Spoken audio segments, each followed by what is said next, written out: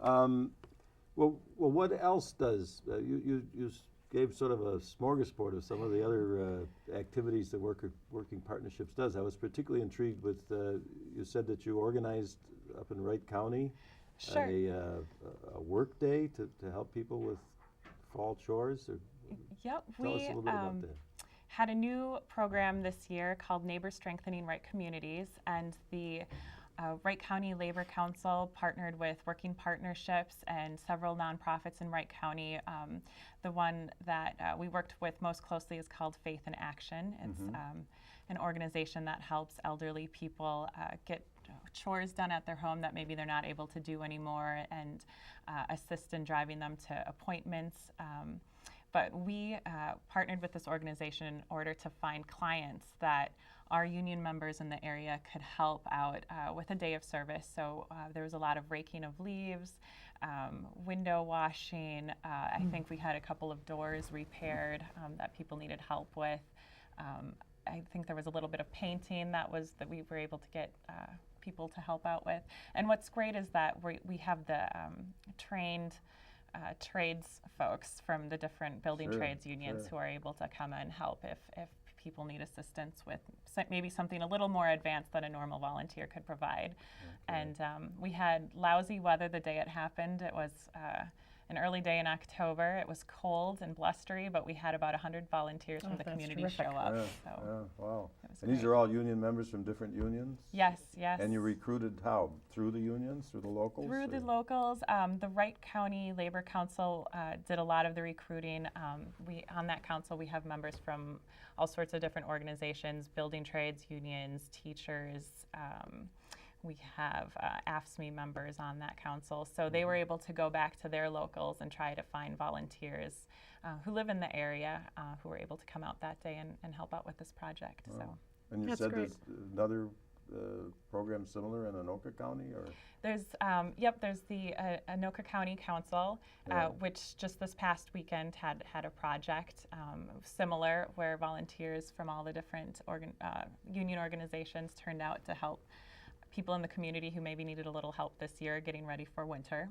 So, and in the South Suburban Council, we work with a program called Christmas in May, and that is it's great. And so there's an area there where people are able to help paint houses for people in May, and just all sorts of union volunteers. And that's actually a program that's existed for a while in that area, but just recently the labor unions were able to join in and get their skilled tradespeople out there to help improve the houses in the area. Sure, sure.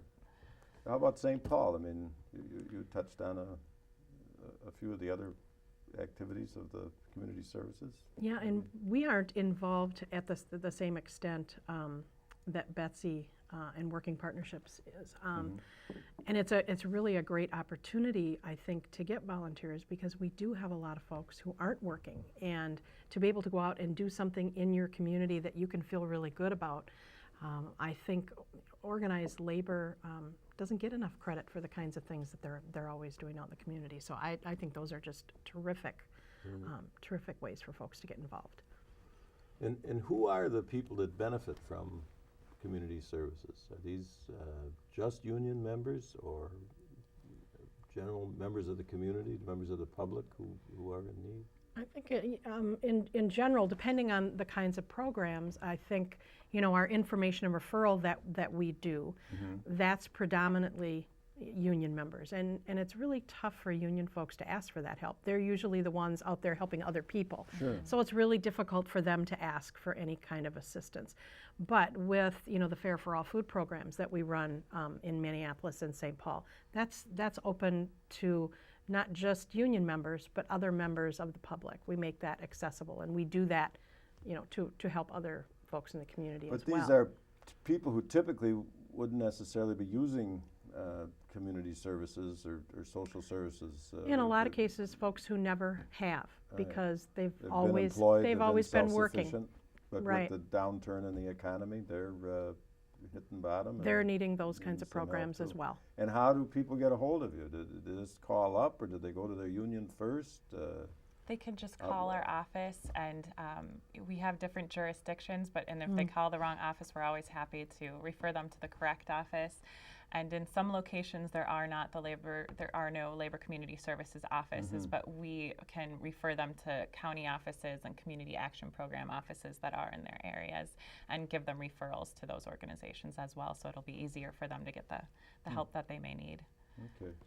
But the services are available to members and non-members alike, or If somebody depending on who is the not a nature union of member service? calls our office, we are more than happy to help them with information Yes. and referral. Yep. Excuse me, the financial assistance is specifically set up for union members. So at this time, it's at our program, I think Lynne's is the same. Yep. We need to keep that just to union members. And one of the reasons we do that is because the people that we serve may not qualify for other programs because of their income level in the past or currently. And so it's nice for them to have our program to go to in order to ensure that they get the bills paid that they need help paying. And the things that we do, we refer folks to those programs that are out in the community. We want to make sure that union members are getting assistance through any of the programs that they qualify or are eligible for, and then see if there's other monies that we can help them with. We're in the middle of a Oh boy, aren't we? recession, which technically I guess it's over, but it's certainly so far been a jobless recovery. The unemployment numbers keep going up. Right. Are you seeing that reflected in the demand on the services that your programs provide? Oh my goodness, we were just Absolutely. talking about that before we came here today, about the numbers of people who are calling us and asking for assistance. I know for me, the numbers of folks that I'm seeing for information and referral is about 6 times what it was last year. So the numbers are It's huge. unbelievably high. In the last 3 years, every year has been a record-setting year as far as our client numbers have gone, and so unfortunately, yep, it's definitely affecting the union members just like it's affecting everybody else. And it's impacting single members, members that have kids, folks that are looking to retire, and the unions all across the board. The trades folks, the folks that are in the service employees, AFSCME members. Right. It's impacting everybody. I was talking with a union leader just the other day, and he said, actually, I think my job has changed. I'm now representing more unemployed people than employed people. He said, we got a union of the unemployed. And because our members haven't had to ask for help before, they really hesitate. They really don't want to. They don't come to you until they really, really need it. And I know for me, last year, following up with members who've accessed our program to see how they're doing and see if they need any holiday help, I heard from several of them, no, give it to someone who really needs it. I'm doing better now. Sure. So union folks really only ask when they really, really need it. And But your message to union members is Please do call that. us. Yes. ask. If you need the help, ask. That's why we Don't be exist. bashful. It's our Right. job. And that's why there are programs out there Right. that were created to help folks who are in these situations. So yes, we want folks to call us. And you were going to say, Absolutely. Betsy? Or? I was just going to say it too, that sometimes union members feel more comfortable contacting programs like ours initially before they call the county or a different nonprofit because they feel a little bit more connected to us since we are a labor agency, and that's great. We want to encourage that.